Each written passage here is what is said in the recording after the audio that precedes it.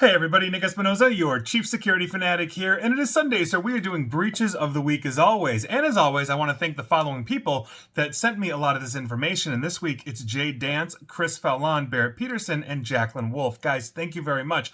And if you have a tip for me, please send it my way, and I'll give you a shout out here and also on my nationally syndicated radio show as well. And with that, let's dive in, because the past week in data breaches has been absolutely nuts.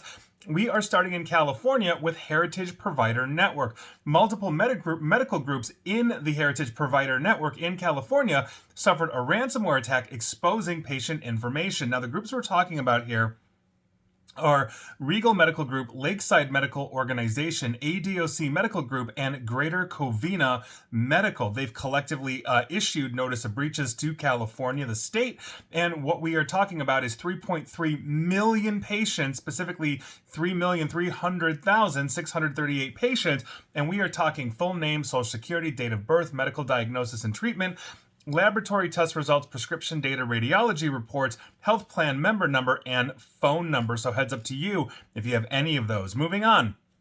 Let's talk about We, the grocery startup. That's W with a whole bunch of E's and an exclamation point. They're a U.S. online grocery delivery startup that is now specializing in Asian and Hispanic foods. And they say basically that they were hacked and a year's worth of customer data was stolen. In a brief statement published this week, the company said that criminals stole name, address, email, phone number, and order comments, such as where to drop it off or leave orders. And this is for customers that place orders between July 12th of 2021 through July 12th of 2022, exactly 1 year. The statement also said the company does not retain payment information, so that is unaffected. So your credit cards are good, but heads up to you if you use We for all your Asian and Hispanic grocery needs. Moving on. Let's talk about Highmark, because they had a data breach that may have exposed the personal information of 300,000 Highmark customers. Now, they said in mid-December that an employee was sent an email with a malicious phishing link, and here we are. So what we're talking about are names, identification numbers, claim numbers, procedures, prescriptions, birth dates, email addresses, phone numbers, driver's license numbers, passports, and in some cases, social security and financial information. So heads up to you if you use Highmark for all your medical needs. Moving on. Let's talk about Reddit, the popular discussion website, because yes, Reddit proved this week that its security still isn't up to snuff when it disclosed yet another security breach that was the result of an attack that successfully phished an employee's login credentials. In a post published this past Thursday, Reddit Chief Technical Officer, or CTO, Chris Slow, known as Kaiser Soza on the platform, said that after the attack, really Kaiser Soza? Okay, all right. Anyway, he said after the attack of the employee account that the attacker accessed source code, internal documents, internal dashboards, business systems, and contact details for hundreds of Reddit employees. An investigation has been going on after over the past few days or so, according to Slow, and it hasn't turned up any evidence that the company's primary production systems or that user password information was accessed. This is still evolving. We'll see what happens, but heads up to you if you're a Redditor. Moving on. Let's head on back to California and talk about the city of Oakland. And now they were hit with a ransomware attack this past Wednesday night, and it forced them to take their systems offline until the network could be secured and basically effective services be brought back online. Now, according to the city, the attack did not affect core services, saying that 911, fire and emergency, basically first responders, were working as expected. The ransomware group behind the attack is currently unknown, and the city has yet to share any details of their compromised systems or data. So heads up to you if you live or work in the city of Oakland, you may have a problem on your hands that's upcoming. Moving on. Let's head on down to San Diego, keeping it in California, and talk about Sharp Healthcare, because they just notified 62,777 patients of a healthcare data breach that may have exposed their personal information. On January 12th of this year, they discovered that an unauthorized party may have accessed information through their web servers. We are talking about obviously various data from person to person, but patient names, internal Sharp identification numbers and or invoice numbers, payment amounts, and the names of Sharp facilities receiving those payments. So heads up to you if you use Sharp Healthcare in San Diego for all your healthcare needs. Let's keep it on California. Once again, this is a crazy week for that state. Let's talk about networking hardware manufacturer A10 networks. Now, the Play ransomware gang briefly accessed their IT infrastructure and compromised data. And so in an 8K filing submitted earlier this past week, the company says the security incident occurred on January 23rd of this year. It lasted for a few hours before their IT team stopped the intrusion and contained the damage. Now, the investigation determined that the threat actors managed to gain access to shared drives, deployed malware, and quote-unquote compromised data related to human resources, finance, and legal functions. This is going to be potentially a huge one because their customers include Twitter, LinkedIn, Samsung, Uber, NTT, Sony, Windows, Azure, Xbox, Yahoo, Alibaba, China Mobile, Comcast, Deutsche Telekom, SoftBank, GE Healthcare, GoDaddy, and the Huffington Post.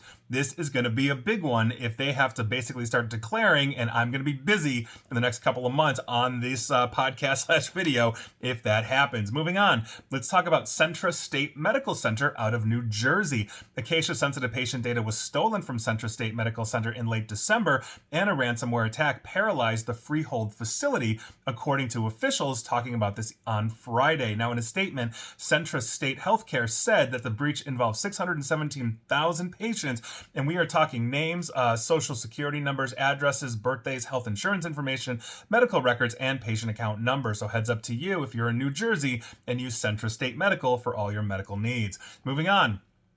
Let's talk about the massive drug distributor AmerisourceBergen because they confirmed that attackers compromised their systems of one of their subsidiaries after threat actors began leaking stolen data. The Lorenz ransomware gang ended a lengthy period of silence by listing AmerisourceBergen on their allegedly stolen data from its extortion site. So heads up to you if you have anything to do with them. Moving on, let's head on over to the state of Washington, keeping it on the West Coast now.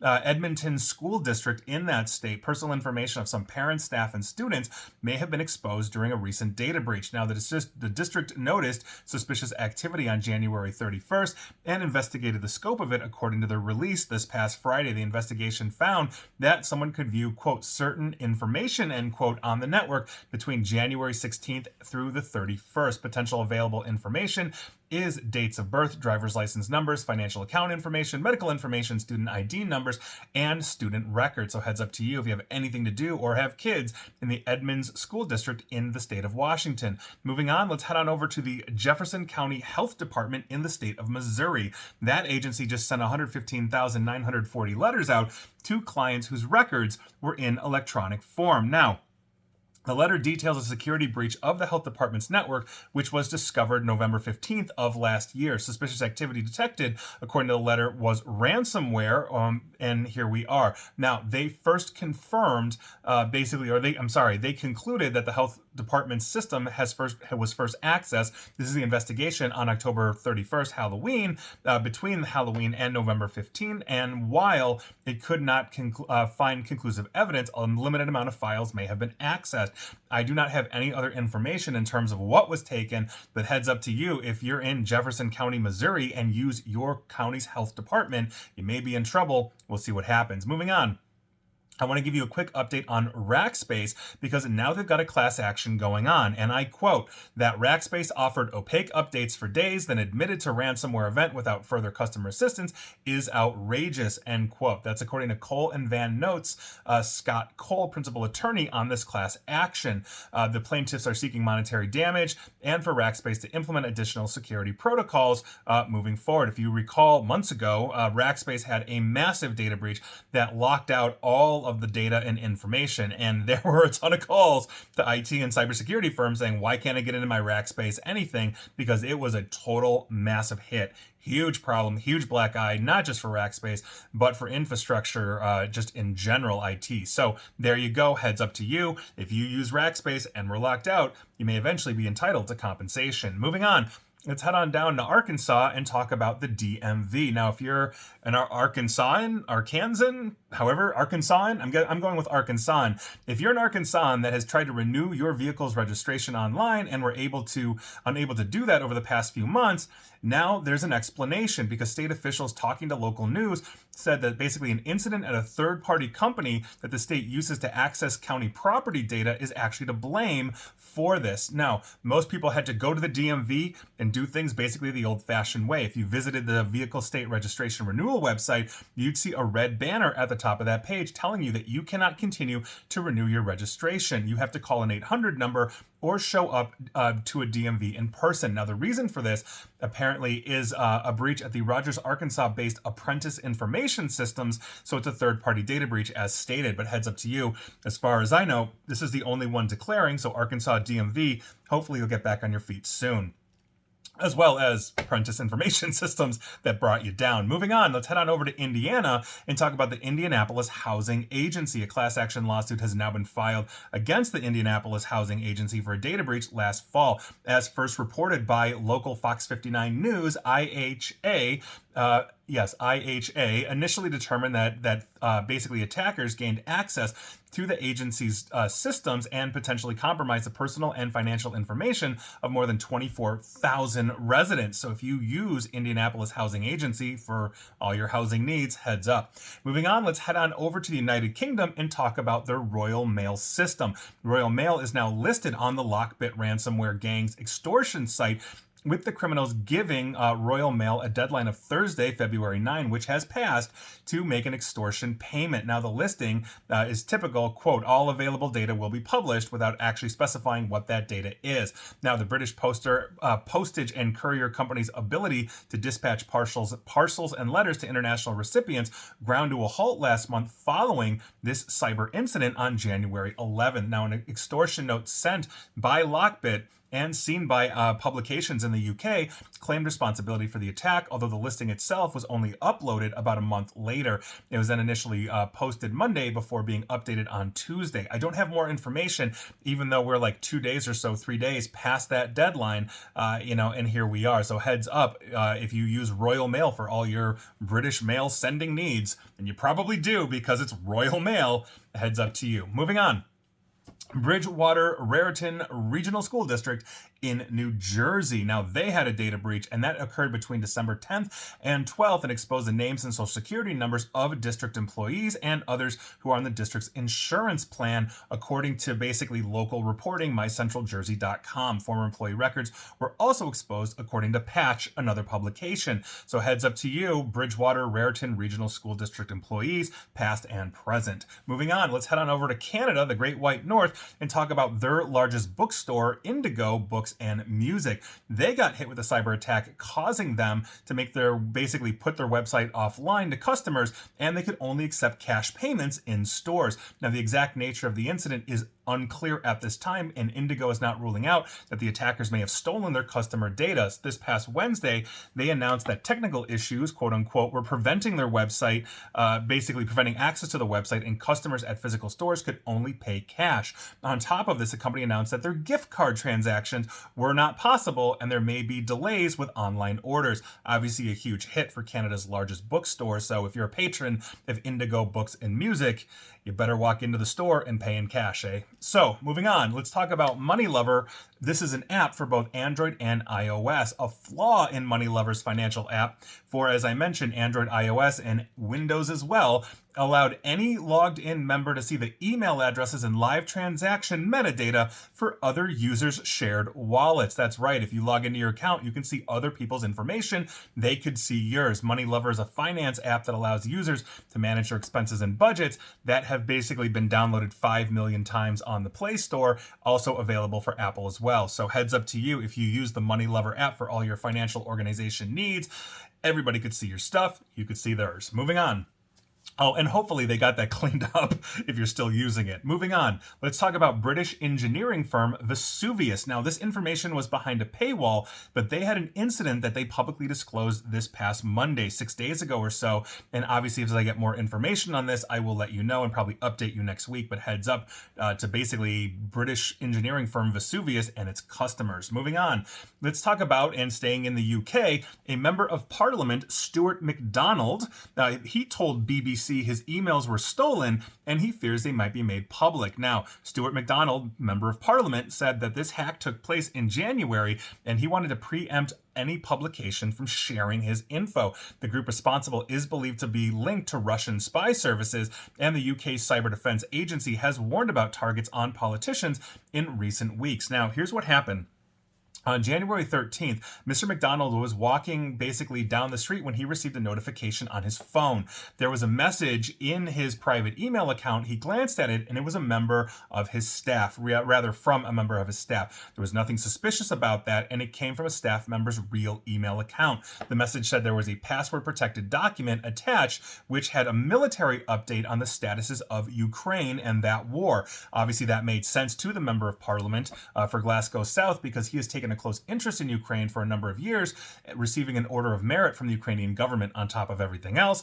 Naturally, he clicked on the link, and here we are. So there you go. Even if it's coming from somebody you know, make sure you're vetting it, because we all have to do it at this point. I don't care if it's your mother. Oh, actually, probably if it's your mother, definitely vet it as well. Moving on. I want to give you a quick update on LastPass. Now, this is quick, but it's important because fresh investigations have now revealed that the attack, that goes back a few months, has some more information. The attacker apparently obtained the passwords of at least 30 million users and 85,000 companies from LastPass, meaning they're basically cracking these things and getting this information from everything that I am reading. I am looking for more sources on this. I have found 2 so far that have made this claim, but if this is true, and again, I'll probably be updating you next week as these things are always evolving, this is a huge problem, and I'll reiterate again, it's really time to move off of LastPass. They weren't nearly as transparent, as people thought they were. I was pushing back since August, and here we are. So hopefully you're off of LastPass now, and we'll keep moving on. And finally, and we've got a couple finalies for you here. We're going to be talking about Italy, the country of Italy, and this one is, well, it's interesting. And here's what's going on, because thousands of computer servers have been targeted basically by a global ransomware attacks, and what we are talking about is specifically VMware ESXi servers. And this is according to Italy's National Cybersecurity Agency, or ACN, talking a week ago Sunday, warning that organizations must take action to protect their systems. Now, a hacking attack basically is sought to exploit this software vulnerability, and they're pushing this out on a massive scale. That is the basis for what I'm going to be talking about here, because also last Sunday it was reported, and I quote, "Network data from NetBlock shows internet across Italy has mostly been restored after 5 hours of outages." That's right, Italy had a nationwide massive outage for 5 hours of its internet infrastructure. Reuters confirmed that the outage was due to a, quote, "international interconnection problem."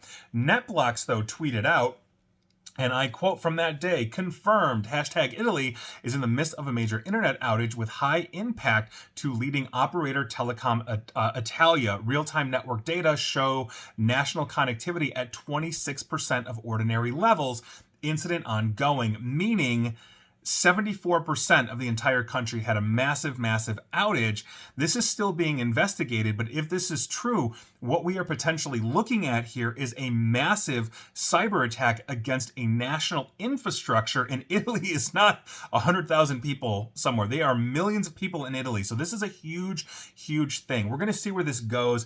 I'm going to keep an eye out on this. I might actually be doing just independent videos and podcasts on this, or even talking about it on my radio show, which actually I'm doing tomorrow. So we will see where this goes. But if this is true, this is a major implication. Is this a test run by something like Russian intelligence to see how they can be messing with NATO countries as they're continuing to invade Ukraine, and as NATO countries continue to support?